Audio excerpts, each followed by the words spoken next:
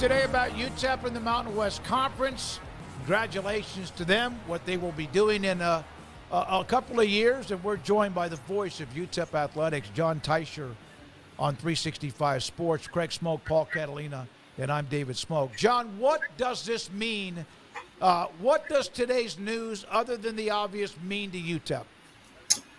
Well, I think for much of UTEP's fan base, it means that the Miners are back where they belong.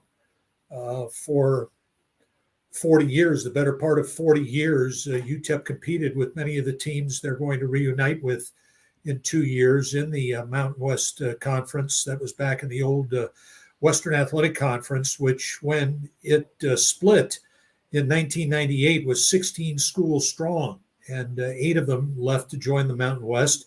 The other 8 stayed in the Western Athletic Conference. UTEP remained in the WAC until 2005, when it became obvious that the WAC was going by the wayside, or would go by the wayside, and UTEP went into Conference USA. So again, it takes UTEP back to a time when they competed with a lot of schools that they shared much in common with. UTEP now has been in Conference USA for 20 years. They're the senior member of Conference USA, which means that everyone that UTEP started with in the league 20 years ago has now moved on. So it's a completely different league than it was when UTEP joined 20 years ago. So I think for the Miners and much of its fan base, it feels like a place that they just belong.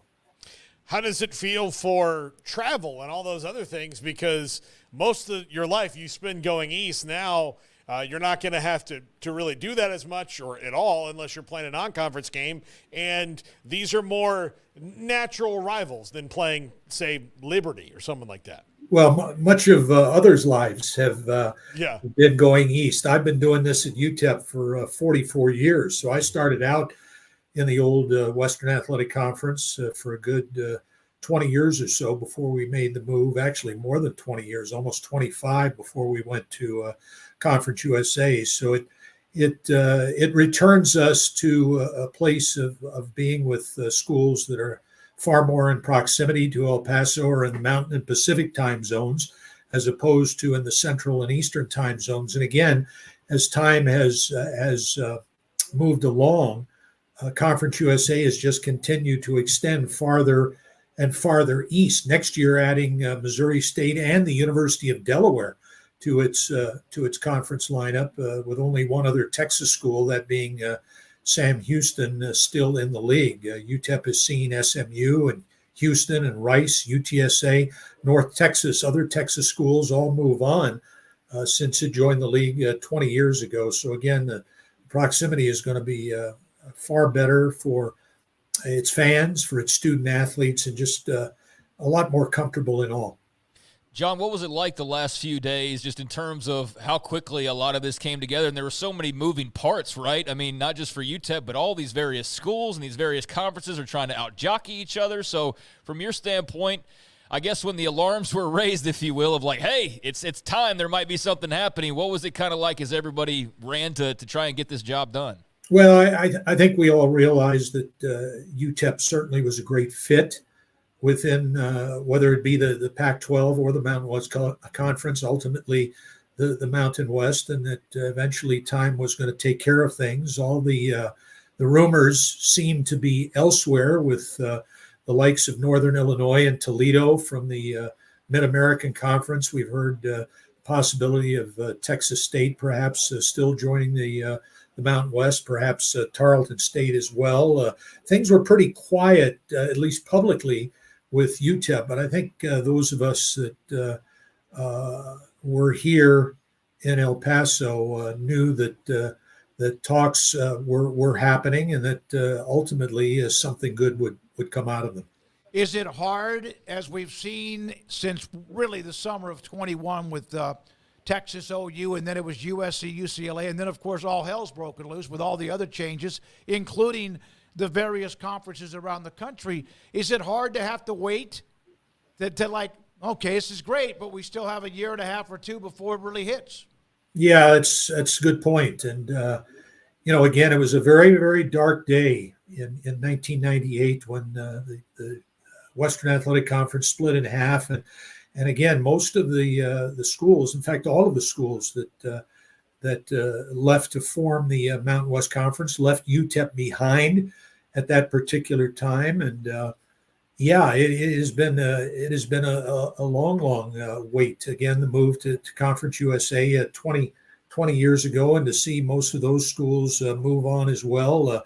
UTEP has just had a very, very difficult time forming long-standing rivalries over the last 20 years, and that's a difficult thing to go through in intercollegiate athletics. So this certainly was a good time for UTEP to play ball, and ultimately something good happened for the university and its program.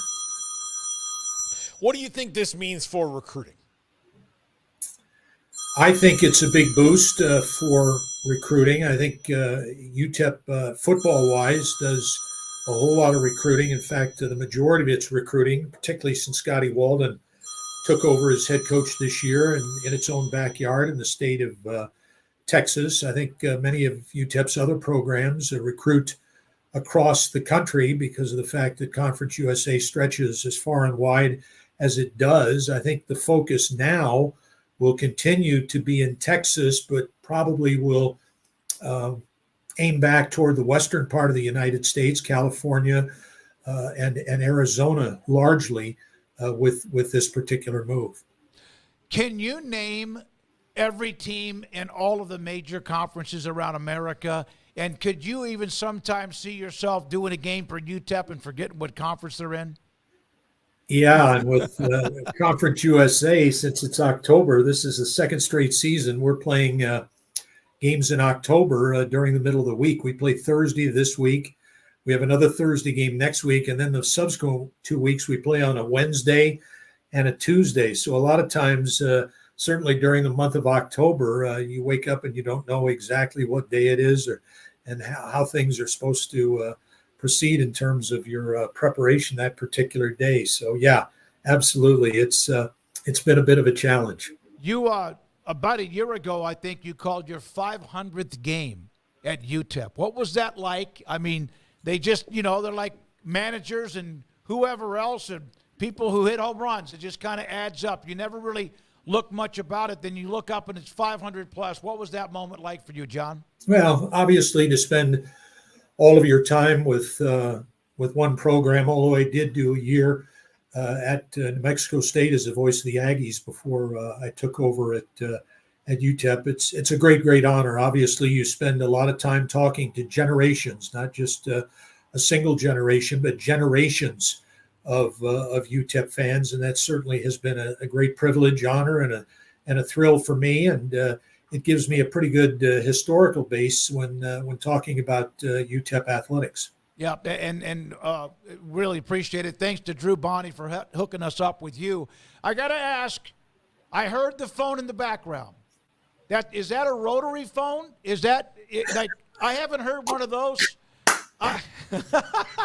No, it's actually my cell phone with a rotary ringer. Yeah, that was the only way you were going to get that kind of ring. That's greatness. You and I, we remember those days, John. I mean, we're proud of that, right? Those were the good old days, weren't they? I think I'm going to change mine to that ring. I am. It'll make me feel like I'm 25 or 30 or maybe 50 again. That was awesome. That was awesome. Thanks for your time. We appreciate it. Congratulations on the news. I know there's a lot still to be done, and things change every day. It just seems like college athletics in many ways, including realignment. Congratulations to you and everybody else with the Miners. Have a great week. Thank you, David. Appreciate it. Jon Teicher with us. I'm serious. I heard that phone, and I'm thinking, do they still even have those?